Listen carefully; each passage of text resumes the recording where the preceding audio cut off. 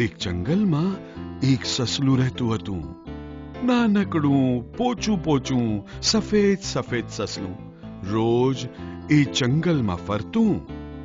શીંગ, વટાણા, કુમળા પાન એવું બધું ખાતું, રમતું હતું.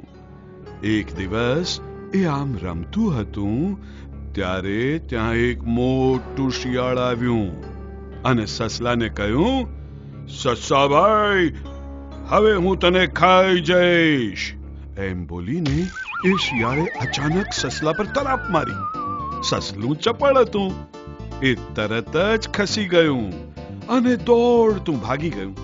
શિયાળે પણ એનો પીછો કર્યો.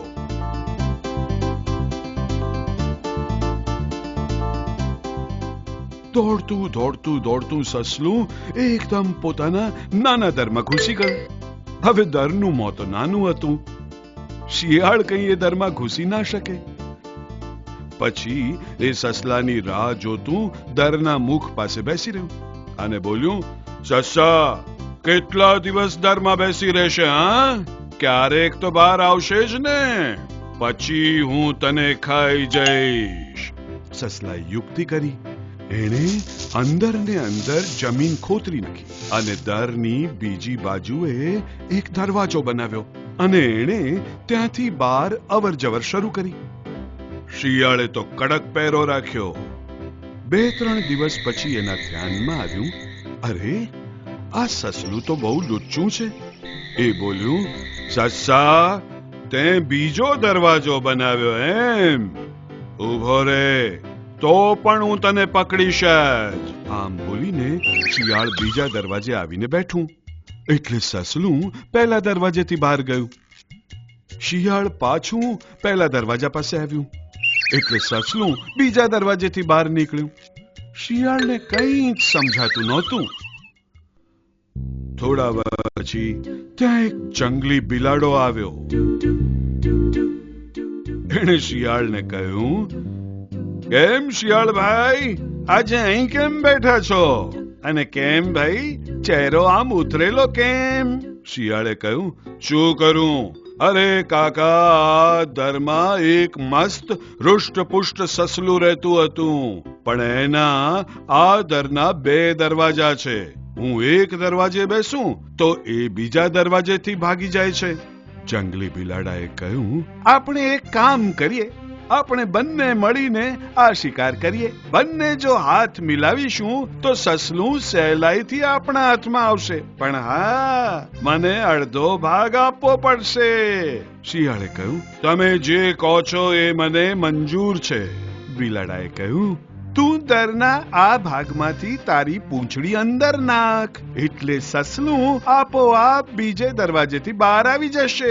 હું ત્યાં સંતાઈને બેસીશ અને એકદમ તરાપ મારીને એને પકડી લઈશ. સસલું દરમાં જ બેઠું હતું. એણે આખી એ વાત સાંભળી અને એણે દરમાં એક ખૂણો તૈયાર કર્યો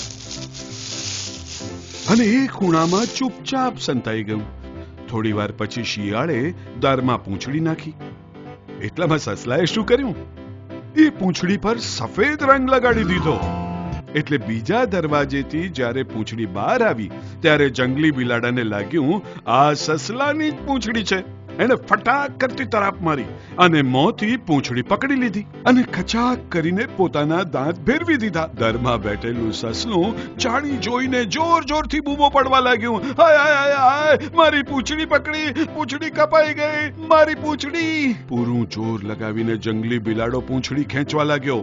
આ બાજુ શિયાળે બૂમાબૂમ કરવા માંડી, મરી ગયો, હું દરના મુખમાં ફસાઈ જઈશ. એને થયું એની પૂંછડી સસલું જ ખેંચે છે. એને કહ્યું, સસા, હું ક્યારે તારા માર્ગમાં નહીં આવું, છોડ મને. સસલાએ ફરી બૂમ મારી, મારામાં બહુ શક્તિ છે, દરમાંથી કોઈ મને બહાર કાઢી નહીં શકે. આ સાંભળીને એણે હજી જોરથી પૂંછડી ખેંચી. શિયાળ બીજી તરફ પૂંછડી ખેંચવા લાગ્યો. આ ખેંચા ખેંચમાં શિયાળની પૂંછડી સાવ લોહી લુહાણ થઈ ગઈ. શિયાળ અને જંગલી બિલાડો બધી શક્તિ ભેગી કરીને જોરથી બંને બાજુ પૂંછડી ખેંચવા લાગ્યા. પરિણામે શિયાળની પૂંછડી પટાક દઈને તૂટી ગઈ. શિયાળ ઢગલો થઈને પડ્યું. એનો પગ મોચવાઈ ગયો, પીઠ પથ્થર પર પછડાઈ અને એ કુઈ કુઈ એમ બૂમ પાડી ઉઠ્યો. ત્યાં જંગલી બિલાડો પણ થડ દઈને પાછળ પડ્યો. ત્યાં એક અણીદાર પથ્થર હતો. એના પર એનું માથું અફડાયું, એનું માથું ફૂટી ગયું, એમાંથી લોહી વહેવા લાગ્યું અને એ પણ રડવા અને બૂમો પાડવા લાગ્યો. પછી એ શિયાળ અને જંગલી બિલાડાની જબરજસ્ત લડાઈ થઈ. બંને જણા એકબીજા પર તૂટી પડ્યા. એમની બહુ મોટી મારામારી થઈ. છેવટે બંને થાકી ગયા, લોહી લુહાણ થઈ ગયા અને એકબીજાને ભાંડતા ચાલ્યા ગયા. અને આપણા સસ્સાભાઈ દરના મુખ પર બેસીને હસતા હસતા આ બંનેની ગમ્મત જોતા બેઠા.